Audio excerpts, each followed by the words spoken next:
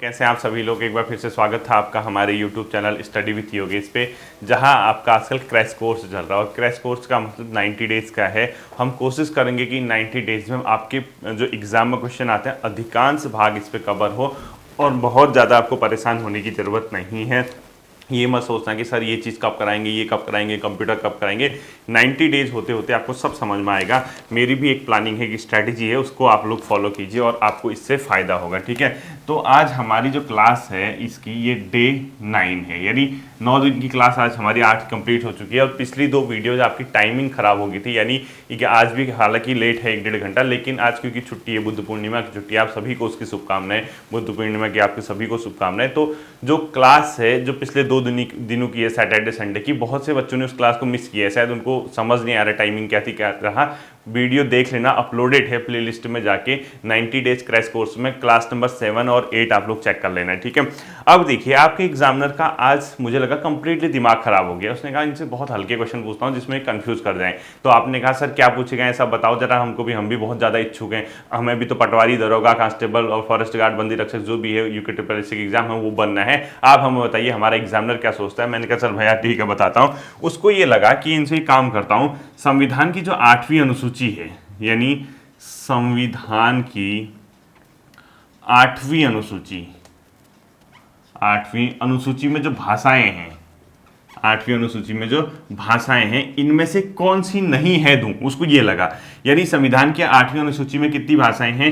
22 भाषाएं हैं। ठीक है, और जब इसके अंदर से क्वेश्चन आता है कि इनमें से कौन सी नहीं है, तो आपको एटलीस्ट ये पता होना चाहिए कि कौन सी है। और वो बहुत फेमस क्वेश्चन पूछता है, तो इसमें ध्यान रखना अंग्रेजी भाषा इसके अंदर सम्मिलित नहीं है, नेपाली है। तो आप इसके अंदर की भाषाएं लिख लीजिए। आप हिंदी आप सभी लिख लेना। ठीक है, मैं नहीं लिखाऊंगा, इसमें टाइम लग जाएगा। पहला हिंदी लिखिए। हिंदी का मतलब आप जानती हैं, होगी असमिया, यानी असम ऐसे याद करना है जो जहां बोली जाती है। ठीक है, सेकंड लिखो असमिया। तीसरी लिखिए बंगाली। चौथी लिख लीजिए गुजराती। 5वीं लिखो बोडो। 6ठी लिखो डोगरी। 7वीं लिखो कन्नड़। 8वीं लिखो कश्मीरी। फिर लिखो 9वीं कोंकणी। 10वीं लिखो पंजाबी। 11वीं लिखो उर्दू। 12वीं लिखो मैथिली। 13वीं लिखो मलयालम। 14वीं लिखो मणिपुरी। 15वीं लिखो मराठी। 16वीं लिखो नेपाली। 17वीं लिखो उड़िया। 18वीं लिखो संस्कृत। 19वीं लिखो तमिल। 20वीं लिखो तेलुगु। 21वीं लिखो संथाली। 22वीं लिखो सिंधी। जिसने नहीं सुना बैक कर लो, थोड़ा सा स्पीड फिर से सुन लो। तो इसमें एक चीज ये ध्यान रखना, ये आपका ऑप्शन में एक अंग्रेजी देता है, जो नहीं है वाले में अंग्रेजी नहीं है। दूसरा ये राजस्थानी देता है बहुत चालाकी से। ठीक है, राजस्थानी भी इसके अंदर सम्मिलित नहीं है। तो जो राजस्थानी कोई भाषा नहीं है, ये राजस्थान के अंदर मेवाड़ी, मारवती इस टाइप की है, तो इसके अंदर आपको अंग्रेजी और राजस्थानी नहीं है, ये आपको ध्यान रखना है। ठीक है, तो 22 भाषाओं के जो नाम है आप उसको याद नहीं करोगे, उसमें फेमस कौन सी भाषा किन इलाकों में बोली जाती है, मोटा मोटा आइडिया, अनुमान रखना और तुरंत यहां से क्वेश्चन पिक कर सकता है। ठीक है, अगला जो कौन सी लिपि, मतलब एक क्वेश्चन लिखो आप लोग, व्याकरण के कितने अंग है। एक बात सही सही बताना, अगर ये क्वेश्चन आ गया व्याकरण, ईमानदारी से बताना कि कितने अंग है। कितने बच्चे बिना इसको मतलब आंसर के बता सकते हैं कितने अंग हैं? सच बताना, मैं सबको देख रहा हूं, महसूस कर रहा हूं आपके कितने अंग हैं। अब कई लोग इतने विद्वान हैं बहुत ज्यादा, उसने कहा सर 2 निशान बना दे, हम 2 कहते हैं, सर मुझे आता है मुझे आता है। भाई तेरी चालाकी मैं तेरे से ज्यादा समझता हूं, थोड़ा सा समझना इसको। 2 नहीं 4 अंग होते हैं। ठीक है, व्याकरण के। तो कभी ये क्वेश्चन पूछ सकता है कि इनमें से कौन सा व्याकरण का अंग नहीं है, तब 4 अंग कौन कौन से होंगे? वर्ण, शब्द, पद और वाक्य। पहला क्या होता है? वर्ण, शब्द, पद, वाक्य। ये 4 क्या होते हैं अपने आप में? व्याकरण के अंग होते हैं। इसको आप लोग ध्यान रखना। वो थोड़ा चालाक हो गया आपका एग्जामिनर, और ये क्वेश्चन अगर आ जाता है बाय चांस, पहली बार अगर कभी पेपर में आता है, तो कितने बच्चे इसको नहीं कर पाएंगे। ठीक है, उनको कंफ्यूज रहेगा और कौन कौन से व्याकरण के अंग हैं इसमें भी वो परेशान रहते हैं। फिर उसको लगा इससे भी हल्का क्वेश्चन पूछता हूं, हिंदी को राजभाषा का दर्जा किस आर्टिकल के तहत मिला है। ठीक है, हिंदी हमारी राजभाषा है, सब लोग जानते हैं आप लोग, राजभाषा। इसको किस अनुच्छेद के तहत राजभाषा का दर्जा दिया गया है? आर्टिकल 343, यानी अनुच्छेद 343 में दिया गया। लेकिन वो इतना चालाक है, वो उसने पहले क्वेश्चन पूछ दिया कब दिया गया, यानी कब मिला? 14 सितंबर 1949 को इसको राजभाषा का दर्जा दिया गया। और इसीलिए 14 सितंबर को हम क्या मनाते हैं? हिंदी दिवस के रूप में मनाते हैं। तो एक ही साथ आपकी इतनी चीजें हो जाती हैं। हिंदी दिवस कब मनाया जाता है अगर पूछता है, तो 14 सितंबर आपका आंसर होना चाहिए। ठीक है, अगला, कभी कभी उसको ये लगा कि इनमें से कौन सी एक भाषा शारदा लिपि में लिखी जाती है। शारदा लिपि, इसमें कौन सी लिखी जाती है? कश्मीरी, कश्मीरी इसके अंदर भी आती है, ठीक है। कश्मीर की और भी लिपियां हैं, एक कश्मीरी शारदा लिपि में भी लिखी जाती है, भी ध्यान रखना, ठीक है।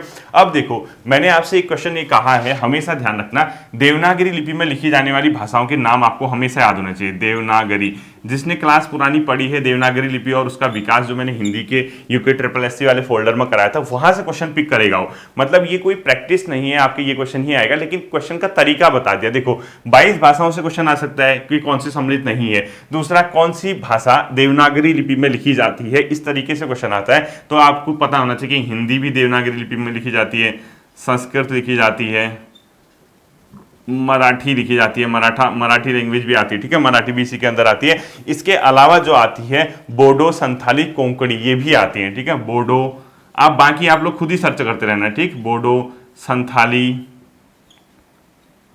कोंकणी, ये भी किसके अंदर आती है, आदि कर देना। अब सिर्फ इसका ये मतलब नहीं कि यही आपका पेपर में आएगा, इतने ही हैं, और कई तो इतने विद्वान हो गिन देंगे 1 2 3 4 5 6 6 भाषाएं लिखी जाती है, कहते हैं। ऐसा मत करना बच्चों, इतना अर्थ का अनर्थ मत कर देना। मैं सिर्फ ये कहना चाह रहा हूँ, देवनागरी लिपि में लिखी जाने वाली भारतीय भाषाओं के नाम पेपर में आ सकता है, कौन कौन सी लिपियां इसमें लिखी जाती है, तो मतलब कौन कौन सी भाषाएं लिखी जाती हैं, आप एक बार इसको सेलेक्ट करके चेक कर लेना पक्का सा, ठीक है। अगला देखो, कभी अगर उसको ये पूछ देगा, अब बताओ अगर उसने ऐसा क्वेश्चन पूछ दिया, व्यंजन के कितने भेद हैं, अब क्या करोगे, मतलब ईमानदारी से बताओ कितने भेद गए, अचानक से सडनली क्या करोगे। अब किसी ने कहा चलो सर हमारे साथ गेम खेल रहे हैं, सर ने 3 लाइन डाल दी और ये हम 3 कहते हैं, वास्तव में सर गेम खेल रहे हैं, अभी गेम नहीं खेल रहे हैं। 3 ही भेद होते हैं व्यंजन के, ठीक है। कितने भेद होते हैं, 3 भेद होते हैं मुख्यतः। उसका नाम है स्पर्श व्यंजन, अंतस्थ व्यंजन, स्पर्श व्यंजन, ठीक है। पहला क्या होता है, स्पर्श व्यंजन, दूसरा होता है अंतस्थ व्यंजन, क्या होता है सेकंड, अंतस्थ व्यंजन, ठीक है। और थर्ड क्या होते हैं अपने आप में, ऊष्मी व्यंजन, ऊष्मी व्यंजन। मेनली ये भेद होते हैं। अब कई लोग ये भी मानते हैं कि संयुक्त व्यंजन भी इसके अंदर रखा जाएगा, लेकिन मुझे लगता नहीं, क्योंकि वो तो ऑलरेडी संयुक्त है ना, वो तो 2 से संयुक्त हो गए। जैसे एक क्वेश्चन है, उत्पत्ति या रचना के आधार पर शब्द कितने प्रकार के होते हैं। अब ल्यूसेंट में कई बच्चों ने कहा सर 5 दिए हैं, देशज, विदेशज, तत्सम, तद्भव, संकर। मैंने क्या कहा, एनसीईआरटी वाला 4 देता है, और मैक्सिमम जगह आपको 4 ही देखने को मिलेगा, और 4 में संकर हटा देगा। क्यों, क्योंकि संकर तो 2 भाषाओं के शब्दों से बना है ना, वो कहां से उसकी उत्पत्ति होगी, ओरिजिन तो उसका, मतलब मैं ये कहना चाह रहा हूं कि उसका ओरिजिन आपस में मिलके हुआ है, वो कहीं नई जगह से नहीं आया, उसका प्रॉपर सोर्स नहीं। जैसे कोई नदी होती है, जैसे सपोज गंगा है, गंगा का ओरिजिन अगर आप लोग वैसे देखोगे तो वो भागीरथी का है मेनली, कहां पर, जो गोमुख वाला इलाका है। गंगा कहां से कहलाती है, वो देवप्रयाग से कहलाती है। तो वो 2 मिलने के बाद देवप्रयाग बनी है, इसलिए भागीरथी मेनली है, भागीरथी मेन शाखा है गंगा की, इसीलिए उसको कहा जाता है। उसी तरीके से आपको ये रखना है। स्पर्श व्यंजन कितने होते हैं आपको पता है, मैंने पढ़ा रखा है। अंतस्थ व्यंजन योर लव मैंने आपको बता रखा है, योर लव, ठीक है, ये मैंने पहले करा दिया। उसमें व्यंजन भी मैंने आपको बता रखी कौन कौन से होते हैं, 3 के 3 श वाले, ठीक है। ये सब के सब, ये उसमें व्यंजन मैंने बताया था ना, ये क्या एक ह होता है, कुछ होता है, चेक कर लेना, ये आपको पता होने चाहिए, ठीक है। उसमें व्यंजन कौन से होते हैं, अंतस्थ कौन से होते हैं, इस पर से तो आपको पता ही है, क वर्ग, ट वर्ग। अब देखिए, कभी कभी उसको ये लगा, इनसे एक पूछता हूं कि इनमें से कौन सा शब्द एक संयुक्ताक्षर शब्द है, संयुक्ताक्षर व्यंजन, संयुक्ताक्षर व्यंजन। अब देखिए कितना चालाक है एग्जामिनर आपका, उसने कुछ नहीं, और आपको ना इसको रटने की जरूरत है। ये संयुक्ताक्षर भी अपने आप में संयुक्ताक्षर व्यंजन इसमें दिखता है, क्यों, क्योंकि इसमें आधा क है, यानी कहीं भी आपको कोई आधी चीज दिखे, जैसे आपको मैंने ये लिखा दिया कुम्हार, आधे म के साथ हार है, तो इसको पकड़ना आप, ठीक है, ऐसे संयुक्ताक्षर होगा। इसी के अलावा तुम्हारा, तुम्हारा, ठीक है, ये आधे म के साथ हार है। इसके अलावा प्रभात, ये प्र को भी आप संयुक्ताक्षर में रखते हो, ठीक है, ये प्र को 2 से प और र मिलकर बनता है, ठीक है। इसके अलावा न्याय, एक जहां पर आधा होगा एक पूरा होगा, वो सब संयुक्ताक्षर होंगे, इसकी पहचान ऐसे करना है, ठीक है। इसके अलावा क्यों, क्यों, ये एक आधा एक पूरा, क्यारी, एक आधा एक पूरा, ये ऐसे चिपका होगा, तो इसको सबके सब क्या होंगे, संयुक्ताक्षर। तो अगर कभी क्वेश्चन इस तरीके से आएगा कि इनमें से किस में एक संयुक्ताक्षर व्यंजन का प्रयोग किया गया और एक कुम्हार दे दिया, बाकी नॉर्मल शब्द दे देंगे जिसमें कोई आधा नहीं आएगा, तो वहां पे आप पकड़ लोगे इसको, ठीक है। इसके बाद एक चीज और ध्यान रखनी है आपने, उच्चारण के आधार पर स्वर के 3 भेद होते हैं, ठीक है। अगला लिखो, उच्चारण के आधार पर स्वर, उच्चारण के आधार पर स्वर के 3 भेद होते हैं। कौन कौन से होते हैं, ह्रस्व स्वर, दीर्घ स्वर और प्लुत स्वर, ठीक है। तीसरा कौन सा होता है अपने आप में, प्लुत स्वर। और ये ह्रस्व स्वर को आपको पता ही है, छोटा अ, छोटी ई, छोटा ऊ, ये सब होते हैं क्या, ह्रस्व स्वर। और जो आपके दीर्घ होते हैं आ, बड़ी ई, बड़ी ऊ, ये सब होते हैं ए, आई, ओ, जो भी होता है, ठीक है। तो ये आपको पता होना चाहिए। प्लुत का यूज नहीं होता है, जैसे ओम, ओम इस टाइप का होता है प्लुत, वो भी नहीं आएगा आपका पेपर में। अगला देखना आपको, कुछ शब्द मैं आपको बताता हूं अर्थ के आधार पर शब्द के भेद। अब देखना बच्चों, अर्थ के, अब यहां भी कई बच्चों को कंफ्यूज, आधार पर शब्द के भेद, शब्द भेद कितने होते हैं, अर्थ के आधार पर 6 भेद होते हैं, ठीक है, इसको ध्यान रखना। अब यहां मैंने अर्थ लिख दिया ना, यहीं पे आप उत्पत्ति लिखो ताकि आपको कंफ्यूज ना हो। उत्पत्ति के आधार पर कितने भेद होते हैं, उत्पत्ति या रचना के आधार पर मैंने बताया था आपको 4 भेद, ठीक है। उसमें संकर नहीं जोड़ रहा हूं, क्यों नहीं जोड़ रहा हूं मैंने आपको बता दिया। इसके अलावा उत्पत्ति के अलावा दूसरा था रचना के आधार पर 3, ये सब साथ लिख देना। रचना के आधार पर शब्द 3 और प्रयोग के आधार पर 2, ऐसे याद करना इसको। देखो प्रयोग 2, यानी सबसे ज्यादा अर्थ होते हैं किसी चीज के, अर्थ के आधार पर शब्द 6 प्रकार के होते हैं। उत्पत्ति के आधार पर 4, कौन से, तत्सम, तद्भव, देशज, विदेशज, ठीक है। संकर इसीलिए हटा रखा है मैंने, बता दिया आपको, बहुत सी एनसीईआरटी वगैरह भी नहीं दे रहा, किताबों में बहुत जगह नहीं है। रचना के आधार पर 3, कौन कौन से बताया था, रूढ़, यौगिक और योग रूढ़, ये 3 शब्द होते हैं। और प्रयोग के आधार पर 2, कौन कौन से, विकारी और अविकारी, ये क्या होते हैं, प्रयोग के आधार पर। और आपको मैंने बताया था विकारी कौन से होते हैं, संज्ञा, सर्वनाम, विशेषण और क्रिया। और अविकारी के अंदर क्रिया, विशेषण और अव्यय वगैरह ये जो आते हैं मैंने सब पढ़ा रखा है। इसके अंदर भी आपको क्वेश्चन पता होना चाहिए कि विकारी शब्द कौन से होते हैं, अविकारी कौन से होते हैं, छांटना आएगा। तो ये एक साथ लिख दिया। अब आपसे कहा कि देखो पेपर में कुछ समझ में नहीं आता, हमें पता ही नहीं लगता है कि क्या क्वेश्चन आएगा, हमारा माइंड इतना हैंग हो जाता है, हम आने वाली चीज भी वहां गलत कर जाते हैं। उसको ये लगा कि यार सबसे पढ़ के आए हैं ये चीजें, इस बार मैं इससे पूछ देता हूं अर्थ के आधार पर कौन कौन से होते हैं। तो अर्थ के आधार पर कौन कौन से होते हैं वो लिखो।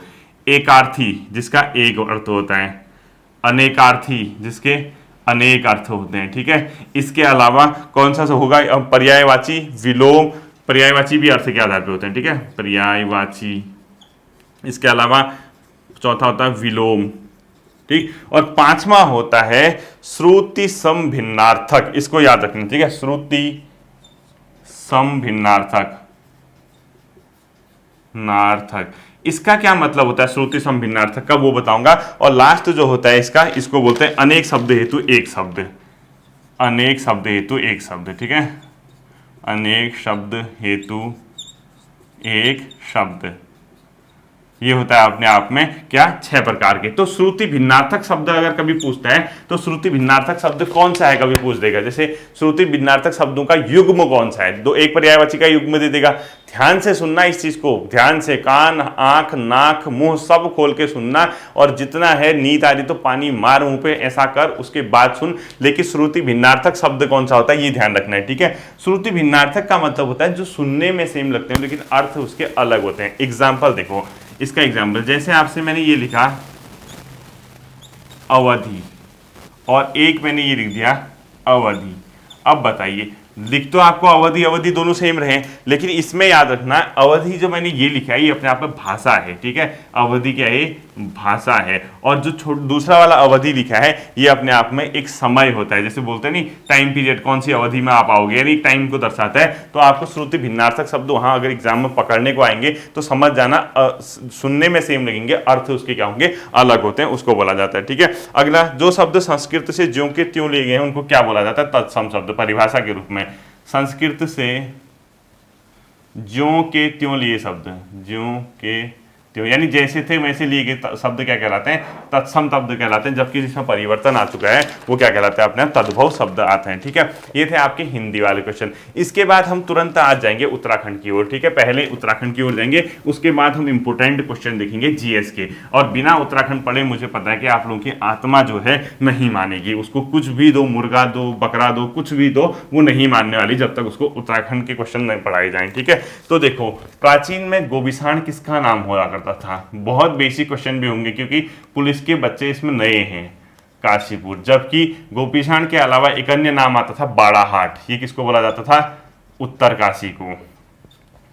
अब कई लोगों को लगता है ना बेसिक क्वेश्चन है, ऐसे नहीं आते हैं बच्चों, पेपर बैलेंस बनता है। इतना अनुभव मुझे है कि वो पेपर किस तरीके से पुटअप किए जाते हैं, वो इजी क्वेश्चन भी होंगे, टफ क्वेश्चन भी होंगे इसमें, ठीक है। अगला लिखो, टिहरी की स्थापना। टिहरी की स्थापना कब हुई थी? अपने आप में टिहरी की स्थापना 28 दिसंबर 1815 को, 28 दिसंबर 1815 को किसने की थी? सुदर्शन शाह ने। ठीक है, अब जब टिहरी चले गए तो आपको यह भी पता होना चाहिए था मूरक्राफ्ट ने टिहरी की यात्रा कब की थी? मूरक्राफ्ट टिहरी की यात्रा पर कब आया था?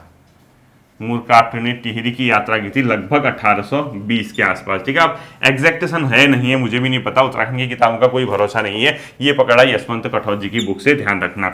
अगला क्वेश्चन है टिहरी नरेशों का क्रम। कभी कभी ये क्वेश्चन पूछता है इनमें से टिहरी में राज करने वाले राजाओं का क्रम क्या था? ठीक है, तो टिहरी नरेशों का जो क्रम था शासन करने का, सबसे पहले लिखो सुदर्शन शाह, ये ऐसे सजाने को आएगा। ठीक है, मतलब एक प्रकार से क्रम उसका पूछेगा। सुदर्शन शाह के बाद जो उसके अगले आए नरेश, भवानी शाह, प्रताप शाह, भवानी शाह, प्रताप शाह।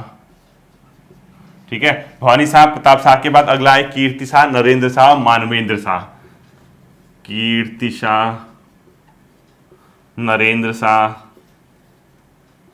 और मानवेंद्र शाह, मानवेंद्र शाह। और टिहरी का अंतिम नरेश कौन था? अगर क्वेश्चन पूछता है इसके ब्रैकेट में लिखो अंतिम शासक। टिहरी का अंतिम शासक कौन था? अंतिम राजा कौन था? ये मानवेंद्र शाह थे, और इन्हीं के समय में टिहरी का भारत में विलय हुआ था अगस्त 1949 को। ठीक है, तो टिहरी का भारत में विलय कब हुआ था? टिहरी का भारत में विलय, भारत में विलय यानी कब उसको समाहित किया गया था? अगस्त 1949 में। और किसके समय हुआ था? मानवेंद्र शाह के, जो अंतिम इनका क्या हुआ करता था? शासक हुआ करता था। ठीक है, अगला क्वेश्चन लिखना है आपको, नरेंद्र शाह द्वारा राजधानी को कब, टिहरी की राजधानी को नरेंद्र नगर किया गया था? लिखो नरेंद्र शाह द्वारा कब, नरेंद्र शाह के द्वारा कब टिहरी की राजधानी को नरेंद्र नगर किया गया था? नरेंद्र शाह के द्वारा कब टिहरी की राजधानी को नरेंद्र नगर किया गया था? नरेंद्र शाह के द्वारा कब टिहरी की राजधानी नरेंद्र नगर, टिहरी की राजधानी नरेंद्र नगर कब की थी? 1926 के आसपास। कंफ्यूजिंग ही रहेगा ये। ठीक है, यशवंत सिंह कठोर जी की किताब का क्वेश्चन है। अगला लिखो, कवि सूरत नाम से कौन काव्य रचनाएं करता था? कवि सूरत नाम से काव्य रचना कौन करता था? काव्य रचना कौन करता था?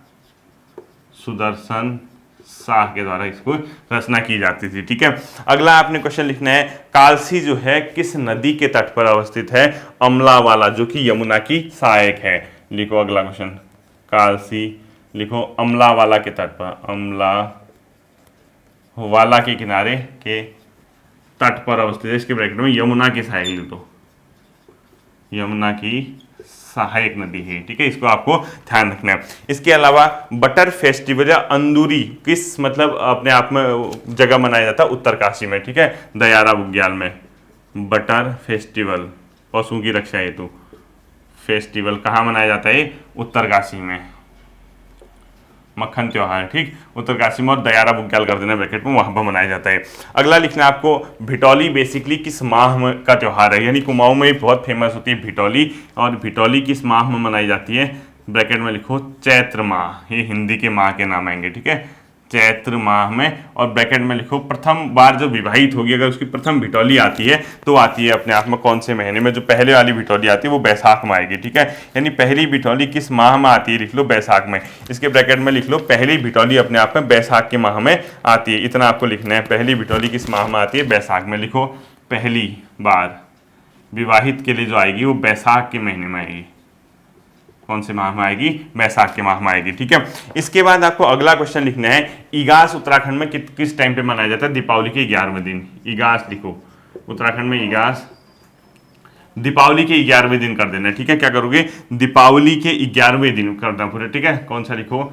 दीपावली के 11वें दिन मनाया जाता है। कब? दीपावली के। ठीक है, इगास नाम का त्योहार। इसके बाद अगला क्वेश्चन देखो, बाद अगला क्वेश्चन आपको देखना है कि जो श्यालदे बिखौती मेला है वो कहां पर लगता है? वो द्वाराहाट में। अगला लिखो, श्यालदे बिखौती मेला ये कहां लगता है? द्वाराहाट।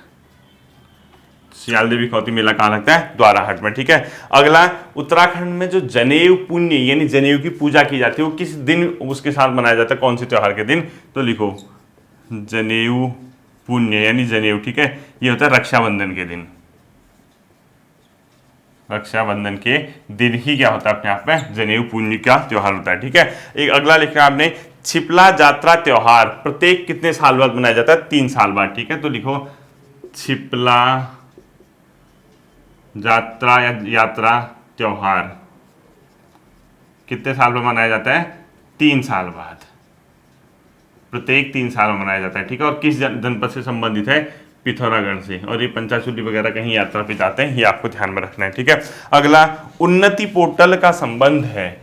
उन्नति पोर्टल यहाँ पर एक शुरू किया है, सरकार के द्वारा किया गया है। तो विभागों में के जो कार्य चल रहे हैं सरकारी डिपार्टमेंट में, उनकी प्रोग्रेस को देखने के लिए है, नाम से ही लग रहा है आपको उन्नति, ठीक है। अगला क्वेश्चन लिखो आप लोग, उन्नति पोर्टल, उन्नति पोर्टल, ठीक है। ये किस चीज से संबंधित है ये लिखना है। उत्तराखंड सरकार के विभागों की रियल टाइम निगरानी, लिखो यूके सरकार के विभागों की रियल टाइम निगरानी से संबंधित है। यानी इसका मतलब क्या हुआ कि आप कितनी प्रोग्रेस कर रहे हो उससे पता चलेगा। और इसी तरीके से एक और पोर्टल है अपनी सरकार, अपनी सरकार। इस अपनी सरकार पोर्टल का संबंध भी किस चीज से है? नागरिक सेवाओं होती है, यानी सरकार का जो नागरिकों को सेवा देती है उसको डिजिटल करने हेतु, ठीक है। नागरिक सेवाओं हेतु क्या है? ये अपनी सरकार पोर्टल इसने चला रखा है, ठीक।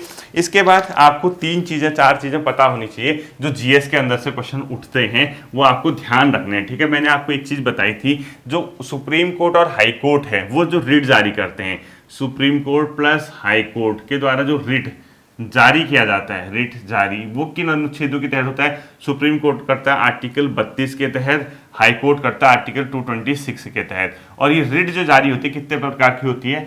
5 प्रकार की। इन 5 प्रकार के जो क्वेश्चन है वो डेफिनेशन के रूप में आपसे एग्जाम में पूछे जाते हैं। पहला लिखो आप लोग बंदी प्रत्यक्षीकरण, कभी भी गलत मत करना इस क्वेश्चन को, ठीक है, ध्यान रखना।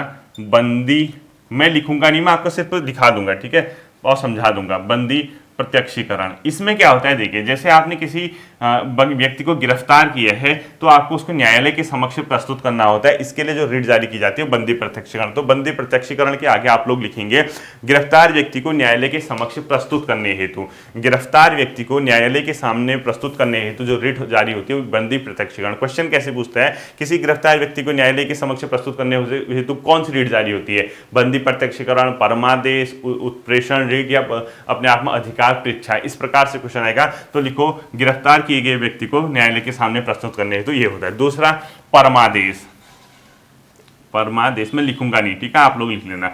परमादेश, इसको समझा देता हूं। देखो इसमें क्या होता है, अगर कोई सार्वजनिक अधिकारी है, सरकारी अधिकारी है तो वो अपने कानूनी और संवैधानिक दायित्व का अगर पालन नहीं कर रहा होगा, जैसे किसी पद पे कोई व्यक्ति बैठा है, अगर उसको कोई उसके राइट्स हैं, अधिकार हैं, चाहे वो लीगल हैं या कॉन्स्टिट्यूशनल राइट उसको दिए हैं, अगर उनका वो प्रयोग नहीं कर रहा होगा, क्योंकि अगर आप सत्ता में बैठते हैं, चाहे आप किसी भी वर्ग के अधिकारी हैं या कुछ भी हैं, अगर आपको चेयर मिल गई तो आपको कुछ ना कुछ कानूनी अधिकार होंगे, आपको कुछ ना कुछ संवैधानिक अधिकार होंगे। अगर उसको आप फॉलो नहीं कर रहे होगे, उसको आप नहीं काम कर रहे होगे, तो उसके लिए जो रिट जारी करता है न्यायालय परमादेश, नाम से लग रहा है परम आदेश, यानी न्यायालय आपको आदेशित करता है, ठीक है। तो इस परमादेश में लिखो किसी सार्वजनिक अधिकारी द्वारा अपने कानूनी और संवैधानिक दायित्वों का निर्वहन न करने पर, किसी सार्वजनिक अधिकारी द्वारा अपने कानूनी और संवैधानिक कार्यों का निर्वहन न करने पर परमादेश जारी होता है, ठीक है। अगला है निषेध आदेश, निषेध आदेश, ठीक है। और इसी निषेध आदेश को बोलते हैं प्रतिषेध, ब्रैकेट में प्रतिषेध भी आता है कभी, ठीक है। इसको मैं बताता हूँ ये होता क्या, बिना समझे नहीं होगा वरना रटते रह जाओगे। प्रतिषेध, इसमें क्या होता है देखिए, निषेध आदेश या प्रतिषेध का मतलब है जब कोई निचली अदालत, जैसे कोई हाई कोर्ट है या सुप्रीम कोर्ट है, वो अपने जो सबऑर्डिनेट है, नीचे की अदालतें हैं, वो अपने अधिकार क्षेत्र का अतिक्रमण कर देती हैं, तो उस जिस पर उनका कानूनी हक है ही नहीं, तो निषेध या प्रतिषेध का मतलब निषेध कर रहा है, उसको रोक रहा है। प्रतिषेध यानी इसमें लिखना आपको किसी निचली अदालत द्वारा किसी निचली अदालत जिला न्यायालय है, तहसील लेवल पे जहां भी है, ठीक है, किसी निचली अदालत द्वारा अपने कार्यों के या अपने क्षेत्र का अतिक्रमण करने पर, यानी उसको वो अधिकार है ही नहीं जहां वो सुनवाई कर रहा है, उस केस में न्यायालय क्या करता है, सुप्रीम कोर्ट या हाई कोर्ट उससे वो केस छीन लेता है, तब वो जो रिट जारी करेगा निषेध या प्रतिषेध। तो इसमें क्या लिखना है आपको, किसी निचली अदालत द्वारा अपने अधिकार क्षेत्र के अतिक्रमण को करने पर इसको क्या करता है, अतिक्रमण कर किसी मुकदमे पर सुनवाई करने पर इसको क्या करता है, निषेध या प्रतिषेध आदेश जारी करता है। तो किसी निचली अदालत द्वारा अपने अधिकार क्षेत्र के अतिक्रमण करने पर इसकी जारी होता है, लिख दो, ठीक है। इसी के साथ आपको एक कंफ्यूज करेगा उत्प्रेषण, चौथा वाला, ये 5 होते हैं, ठीक है, उत्प्रेषण। अब आपको ये कंफ्यूज करता है कि उत्प्रेषण रिट और इसमें क्या डिफरेंस है। देखिए उत्प्रेषण में क्या होगा, सुप्रीम कोर्ट या हाई कोर्ट एक चीज करेंगे, वो ये देखेंगे कि यार जो नीचे के अदालत ने जो डिसीजन दिया है क्या वो सही है या नहीं है, या वैधानिक है या कानूनी है या नहीं है। अगर उसको लगा कि इसने गलत डिसीजन दिया तो उसके डिसीजन को रद्द कर देते हैं। इन दोनों में ये फर्क पड़ता है, ठीक है। इसमें क्या होगा, नीचे की अदालत अगर अपने क्षेत्र का अतिक्रमण करके उसमें सुनवाई कर रहे हैं तो उसको रोकेगी, तो निषेध या प्रतिषेध होगा। जबकि उत्प्रेषण में क्या होगा, सुप्रीम कोर्ट या हाई कोर्ट, लिखो, सुप्रीम कोर्ट या हाई कोर्ट द्वारा अधीनस्थ न्यायालय के निर्णय की वैधता की जांच होती है तथा वैध न होने पर उस निर्णय को रद्द कर दिया जाता है, ठीक है। तो इसमें क्या होगा, सुप्रीम कोर्ट या हाई कोर्ट द्वारा अधीनस्थ न्यायालय के निर्णय की वैधता की जांच होगी और वैध न पाए जाने पर निर्णय को रद्द कर दिया जाएगा, ठीक है। ये होता है उत्प्रेषण रिट। और निषेध में क्या होगा, नीचे की अदालत ने कहीं अपने क्षेत्र का अतिक्रमण कर दिया तो उसके डिसीजन को, मतलब उसके क्षेत्र को ले लेती है। और इसके बाद जो आपका कितने 5 हो गए, 1 2 3 4, एक छोटा सा परमादेश, अधिकार परीक्षा, हाँ अधिकार परीक्षा, ये 5 के 5 आपको विथ डेफिनेशन पता होनी चाहिए, इनमें से क्वेश्चन आता है पेपर में। और अधिकार परीक्षा में लिखो, यदि कोई व्यक्ति ऐसे पद पर नियुक्त हो गया जिस पर उसका कोई कानूनी हक नहीं, तो आपका कानूनी हक नहीं है तो किस अधिकार से, न्यायालय पूछेगा। परीक्षा मतलब पूछना, अधिकार, कौन से अधिकार से आप इस पद पे बैठे हैं। यानी इसमें लिखो, यदि कोई व्यक्ति ऐसे पद पर नियुक्त हो गया जिस पर उसका कोई हक नहीं, तब कौन सी रिट जारी करेगा न्यायालय, अधिकार परीक्षा। तो ये मोस्ट इंपोर्टेंट है, 5 की 5 रिटों को आपको समझना होगा। गिरफ्तार किए व्यक्ति को न्यायालय के सामने प्रस्तुत करना, बंदी प्रत्यक्ष, परमादेश, आदेश देना, आप अपने संवैधानिक और कानूनी दायित्व का निर्वहन करो। निषेध, सुप्रीम कोर्ट और हाई कोर्ट द्वारा अधीनस्थ न्यायालय को उसके अधिकार क्षेत्र में के अतिक्रमण करने पर यह आदेश जारी करता है। उत्प्रेषण, निचले अदालत के जो डिसीजन दिए गए उसकी वैधता की जांच होगी और वैध नहीं होगा तो रद्द होगा। और अधिकार परीक्षा मतलब किस अधिकार से आप इस पद पे बैठे हैं, ठीक है। अगला लिखो, राष्ट्रीय मानवाधिकार आयोग का गठन, नेशनल ह्यूमन राइट कमीशन का गठन कब हुआ था, सब एनसीईआरटी 1993। और प्रथम अध्यक्ष से लिखो, श्री न्यायमूर्ति रंगनाथ मिश्र, न्यायमूर्ति रंगनाथ मिश्र इसके प्रथम क्या थे, चेयरपर्सन थे, लिखो अध्यक्ष, ठीक है, प्रथम अध्यक्ष लिख दिया मैंने, ठीक है, रंगनाथ मिश्र थे। और इसका गठन हुआ था 1993 में। अगला लिखना आपको, संविधान मतलब जो अगला क्वेश्चन है, संपत्ति का मूल अधिकार कानूनी अधिकार कब बना।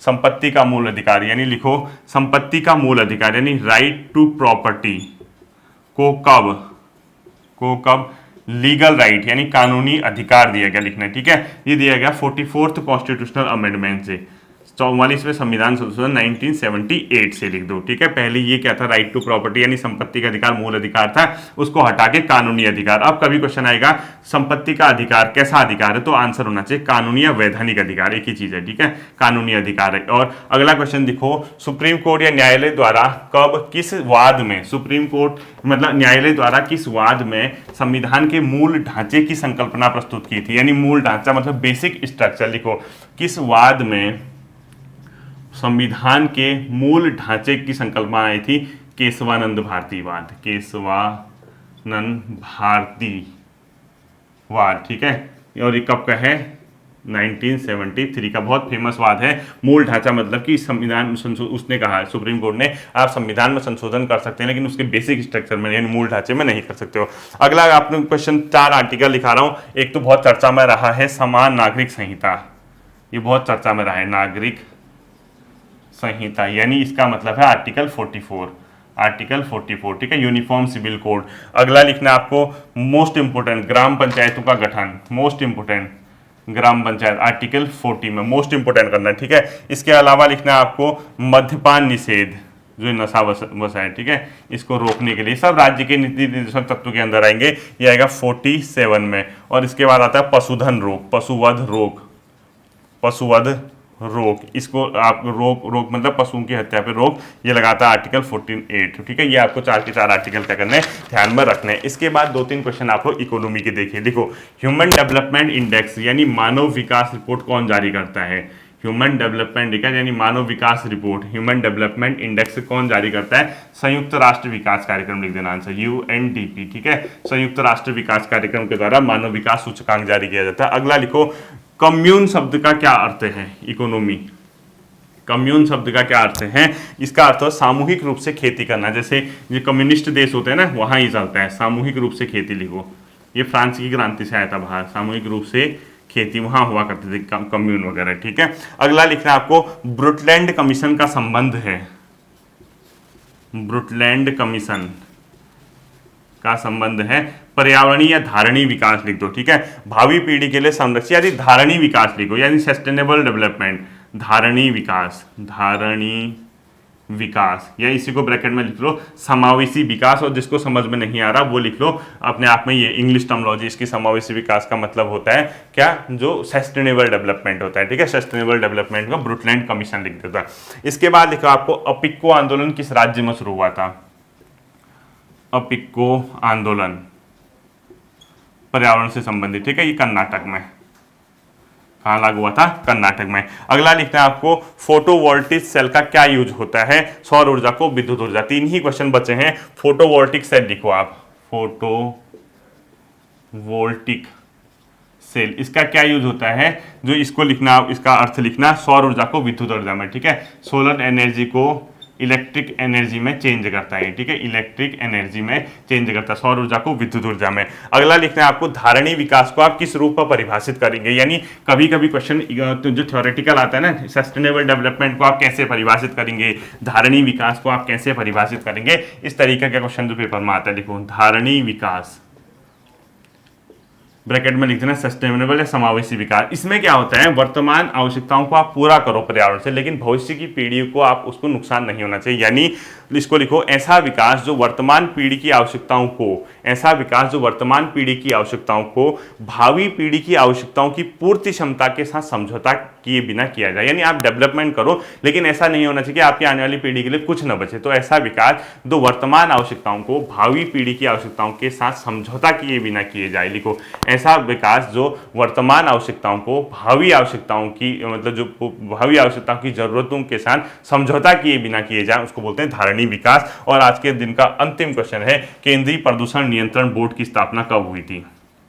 केंद्रीय प्रदूषण नियंत्रण बोर्ड, ये बना था 1974 में। ठीक है, ये थे आपके आज के जो डे 9 है।